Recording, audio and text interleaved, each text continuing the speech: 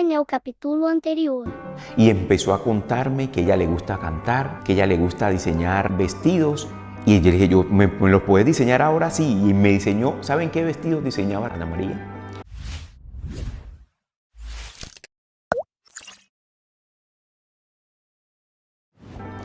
Los vestidos que diseña Ana María, porque todavía los diseña, es diseños de Silvia Cerasi, diseños de reinas, ¿sí? Y yo, wow, no lo puedo creer, ahí en vivo y en directo de un momentico me los diseñó. También la chica cantaba, ¿sí? Y que me puedes cantar, sí, y empezó a cantar. Cuando la mamá ve esa, bueno, yo sé que esta que llegó así toda chicopaladita, ¿sí? Y qué es lo que está pasando en el salón de clase y se asoma. Entonces cuando se asoma yo digo, no, todavía, que esa ya todavía. Y ella empezó a cantarme, empezó a recitarme, empezó a hacer una cantidad de cosas que yo, esta niña tiene todo eso con 10 años. Pero lo más increíble, ¿saben qué es? Que la niña coge en el tablero, yo le dije, ajá, ¿y qué más sabes hacer? Yo sé, por ejemplo, hacer un análisis sociológico de lo que está pasando en el sistema educativo actual. Y yo, ¿qué? ¿Cómo así? Sí, mire, yo leo mucho y yo leo al nivel de Carl Gustav Jung, de Freud y todo eso. Yo, ¿qué? ¿Cómo así vos que sabés de Freud? ¿Quién es Freud? Y me empieza a explicar quién es Freud y quién es Carl Gustav Jung. Carl Gustav Jung es un médico, psiquiatra, alumno de Freud, el que inventó el inconsciente colectivo. Y yo no lo puedo creer. Ajá, ¿y eso cómo se aplica en la escuela? Ella estaba en ese momento en décimo en la escuela cuando la trajeron para acá. Y me dijo, miren, allá pasa esto con las chicas. Inclusive me decía que a las chicas las maltrataban allá en el salón de clase. Y ella era muy justa y decía, eso no se merece, la educación debe ser de esta forma para que nosotros podamos sacar el potencial. Yo quedé impresionante y me senté a copiarle a ella. Ella estaba en el tablero explicándome y yo estaba copiando acá y copié 5 puntos muy poderosos de la niña. Cuando yo vi eso, yo dije, no, vamos a hablar con la rectora porque a mí me parece que esta niña es muy adelantada y debe estar aburrida ya en el salón de clase y debe estar desconcertada. Y eso no puede ser así. Señor, usted tiene una hija genio. Entonces pase la madre. Entonces ahora sí pasó la madre que estaba, que se metía porque qué era lo que estaba pasando acá con nosotros, la hija toda alegre. Y entonces le dice que pasara y ahí le comento, usted sabe que usted tiene una hija genio, usted sabe que no tiene problemas, esto y lo otro, y empezó a llorar ahí, a llorar que ya no entendía, que qué pena con su hija, que ella la quería mucho, pero yo no, de ahora en adelante usted tiene que aprender mucho de ella, porque ella tiene mucho vuelo, ¿sí? Una chica que estudia Freud y me habla con esa propiedad de todo lo que me habló aquí de Freud y de Carl Gustav Jung y de psicólogos y de William James y todo eso, no, usted tiene una genia. Le decía a la mamá que ella quería ir al Congreso, a hablar al Congreso allá para hablar con los congresistas para que cambiaran el sistema educativo. Miren esa dinámica, una niña de 10 años en ese tiempo. Entonces ese es el caso de Ana María. Entonces la pregunta es, hey, en el salón de clase está el potencial. La educación tiene que cambiar porque tiene que aprovechar ese potencial. Los chicos están aburridos. Los profesores con ese aburrimiento de los chicos y con esa falta de atención de los chicos también están desconcertados. Eso vamos a analizarlo ahora para darle una solución y ojalá que sirva para que estas problemáticas no se vuelvan a presentar, el sistema educativo pueda hacer la transformación, que pueda entender a los muchachos y pueda aprovechar el potencial y la capacidad de ellos. Entonces, miremos más casos que hay, ¿sí? Para que tengamos una mirada bien completa del asunto. Fíjense que son poquitos casos, ya llevamos 8. El caso de Arnold también es muy interesante, ¿sí? Es un caso que Arnold es un chico pequeño, niño, y lo llevan pues como a la guardería, kinder, como también se denomina, y en el kinder, el profesor llega y dice, bueno, vamos a ver sistemas, la clase de sistemas. Y entonces los típicos felices, ¡ay, qué bueno! Y entonces, en este momento, vamos a ver qué es el mouse. Cuando él ve que qué es el mouse, dice, esas bobadas, profe, y cogió el mouse y lo volteó y dice, mire, profe, todo lo que yo puedo hacer con el mouse. Con el mouse volteado, una cosa que es tan difícil, y con el mouse volteado hizo un poco de cosas en su computador, en la pantalla de su computador. Profe, mire lo que hice en el computador. ¿Saben qué hizo el profesor? Lo echó. Dijo, ese muchacho se va, muy indisciplinado. Está mostrando que el profesor está dando una cosa que el muchacho ya lo sabe. Esos muchachos ya saben mucho de las tecnologías. ¿Sabe qué tenía que hacer el profesor? Invitarlos a que construyan el conocimiento, que es una de las conclusiones que vamos a sacar más adelante. Y cogieron y lo echaron. Lo echaron de la institución. Entonces se creó un problema con el chico porque no lo permitían. Ah, bueno, y eso no fue aquí en Quibdó, Chocó. Eso fue en Colombia, en una parte de Colombia. Entonces miren cómo el sistema educativo tiene esa limitante y un punto ciego que tiene que despertar ante ese hecho. Miremos el otro caso. Este caso es muy interesante, el caso de las estadísticas de las chicas del IFEM, ¿sí? A mí me contratan en el IFEM, después de noveno, las chicas tienen unas electivas que son ciencias, humanidades y artes y comercio, ¿sí? Entonces, como todas no pueden estar como en una área porque no hay capacidad para todas, entonces hay que redistribuirlas en todas las áreas, ¿sí? Y me llaman para que yo les haga un examen del cerebro y el corazón, pues un examen que las clasifique, su potencial, las clasifique que tienen potencial para las ciencias e investigación, tienen potencial para las humanidades y artes o tienen potencial para la parte de emprendimiento y comercio, ¿sí? Entonces, al hacer ese proceso, las clasifico y en esa clasificación, en ese examen que yo les hago para analizarlas y mirar su potencial, yo les hago una pregunta. ¿Ustedes qué opinan del sistema educativo actual? Y a los que me dicen el 90% de las chicas que el sistema educativo no sirve. Así textualmente, es muy duro, pero dicen, no sirve. El sistema educativo a nosotros nos tiene decepcionados, nosotros nos sentimos aburridos en ese sistema educativo y para solucionar los problemas que hoy tiene la sociedad y que nosotros vemos, el sistema educativo no ayuda en ese sentido, ¿sí? A mí me impactan mucho esas respuestas, ¿sí? Y debe preocupar. En una de unas reuniones con unos padres de familia, una asociación de padres de familia que me invitaron, puse este tema y los padres de familia no le pararon bolas a eso. Dijeron, no necesitamos, ¿qué hay que hacer? ¿Qué hay que entregarles a los chicos para que ellos saquen las notas? Y ya. Pero no se están dando cuenta que el chico en el sistema educativo donde lo están formando no cree en él y están aburridos. Y la mentalidad es que eso es malo porque no soluciona los problemas y ellos no sienten que el sistema educativo no le está llevando a otro nivel. Entonces eso es muy importante y hay que tenerlo en cuenta. Son más o menos 240 chicas que le hice ese trabajo de noveno y décimo, ¿sí? Y miren la forma como ellos perciben el sistema educativo, que es algo que nos tiene que inquietar y es algo que tenemos que empezar a trabajar, ¿sí? Miremos ya el último caso, creo que es el último caso, el décimo, que es las quejas de los profesores, este otro caso en las universidades. Soy amigo de muchos profesores, ¿sí? En las universidades. ¿Por qué? Porque como estoy en esta temática, pues me toca dar conferencias y tengo muchos amigos en todos los ámbitos que son profesores de las universidades. Y les pregunto, ¿cómo va la educación? ¿Cómo vamos para sacar este barco adelante? Chocó Pacífico y Colombia, ¿cómo va? Y lo que me dice yo, no, esos muchachos no están en eso. Que están aburridos, que ellos van muchas veces por el sueldo, que esos muchachos ahí los dejan es pasar por pasar, o sea, totalmente decepcionados, que esos muchachos no quieren estudiar, que no quieren trabajar, que no analizan, que no saben leer, bueno, en fin, que no comprenden nada. Una cantidad de falencias que por más que se haga, que ya el ministerio se diga que la calidad, que una cosa, que la otra, no pasa nada. Y esa es la realidad acá en el aula, acá en el salón de clase, donde realmente es donde se hace el trabajo de la educación, donde se enseña.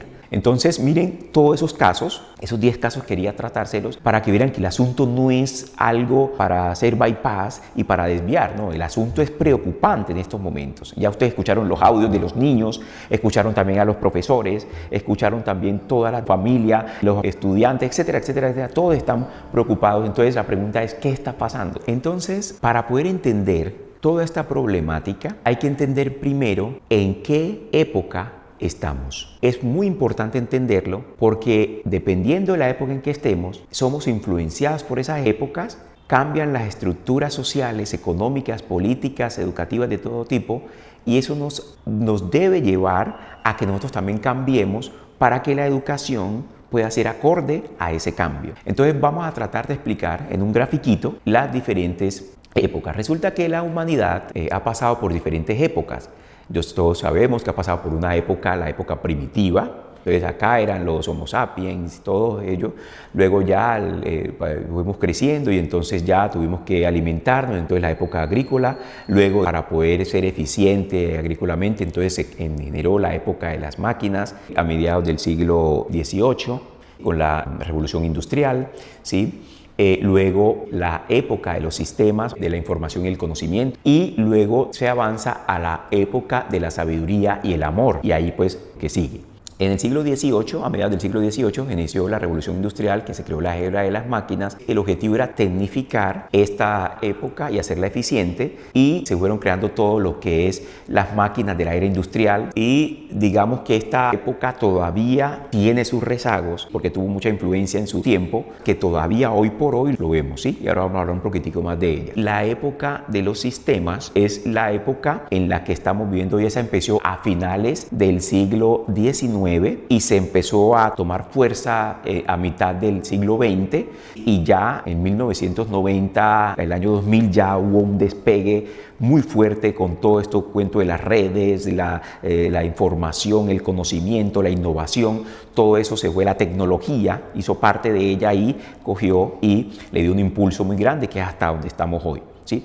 Entonces, la época de los sistemas era, digamos, una época de ayer, donde muestra de que todo era singular. Fue la época, inclusive, donde Ford hacía carros, hacía negro, y todo el mundo compraba carros negros, ¿sí? Porque era todo estandarizado en la era de las máquinas. No importaba tanto lo que el cliente necesitaba, sino que era el producto el que marcaba la parada, y este producto, y todo el mundo a comprar ese producto porque es el único que había. Entonces, por eso esta época se conoce como la era de la diversidad y la singularidad, porque ya al abrirnos la mente a través de la tecnología que nos conecta con muchas partes del mundo, entonces empezamos a pensar diferente, y eso es un cambio sustancial que tiene que tenerse en cuenta en la educación hoy por hoy. Ya somos globales, vemos problemas de todas partes del mundo y cómo esos problemas nos influyen a nosotros. Miren, por ejemplo, la guerra de Ucrania, cómo subió la inflación, y eso automáticamente, cuando iba a comprar algo en el supermercado, automáticamente eso se influía, se veían que los precios estaban muy elevados por el fenómeno de inflación que era creado en otra parte del mundo. Entonces empezamos ya a entender eso, ¿sí? A ser personas globales con un pensamiento local, ¿sí? Local, entendiendo lo local desde lo global, ¿sí? Entonces, antes de pasar el otro acetato y continuar,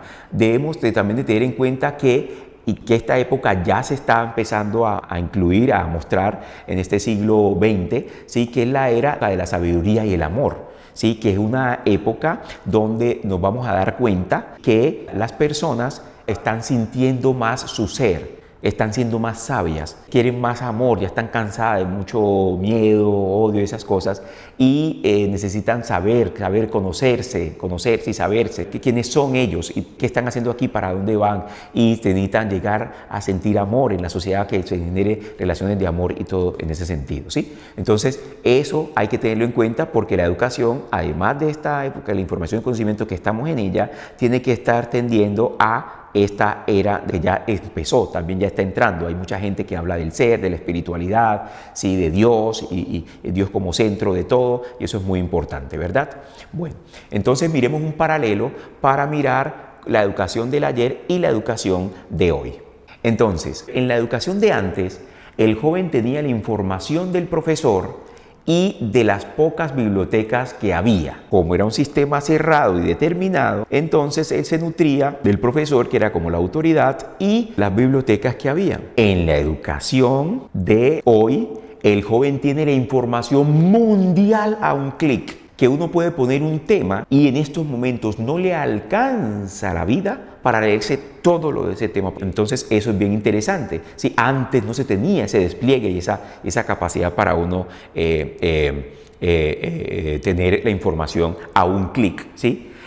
Lo otro, el profesor era la referencia y la autoridad sobre el conocimiento. En estos momentos, las autoridades son muchas personas, porque se meten a internet y eso encuentran youtubers, encuentran expertos de todo tipo, ¿sí? Y con videos y con información muy contundente. Y esas autoridades son muchas y son las que le ayudan a ellos a saber sus dinámicas, que en los salones de clase muchas veces no se tocan y ellos les interesan. Entonces, muchas veces en el salón de clase ellos no encuentran, ¿sí? Lo que el profesor les da en esas 2 horitas pequeñas. El profesor le da 2 horitas y ellos no encuentran interés en eso, y hombre, yo estoy interesado en esta otra cosa, y si le digo al profesor, no, el programa es este, y entonces a ellos dicen, pues no le presto atención porque yo lo que necesito es esto. Entonces miren que sí se tiene que tener en cuenta para diseñar, para transformar el sistema educativo, estas 2 miradas. Si no la tenemos en cuenta, pues el sistema educativo va a quedar en este marco y los alumnos quieren en este otro marco, ¿sí? Miremos esta tercera. La educación es una sola para todos y masiva.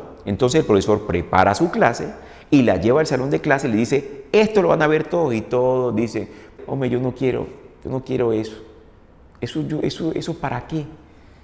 Yo no quiero eso.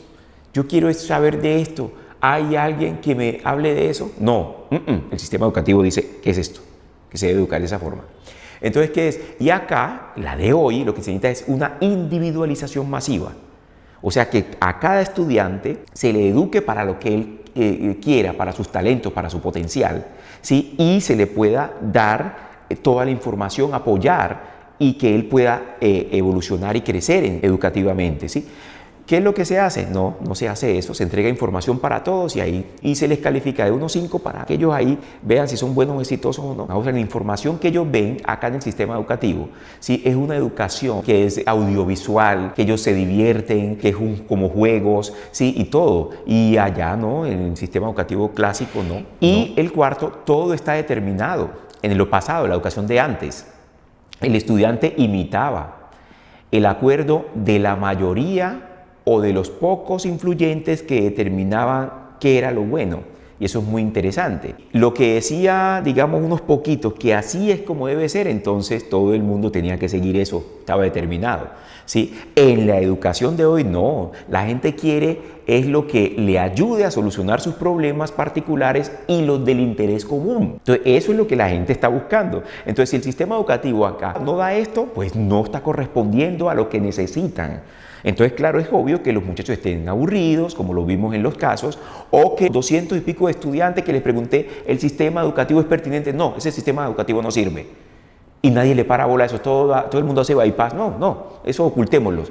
Y ahí está. Entonces tenemos que empezar a mirar todos esos casos y hacerlo realidad, sacar esos casos, esa mirada del fondo y ponerle punto final, porque si no nos va a llevar a una crisis muy profunda y esa crisis, bendiciones, porque esa crisis es como la gente puede avanzar y evolucionar y transformarse.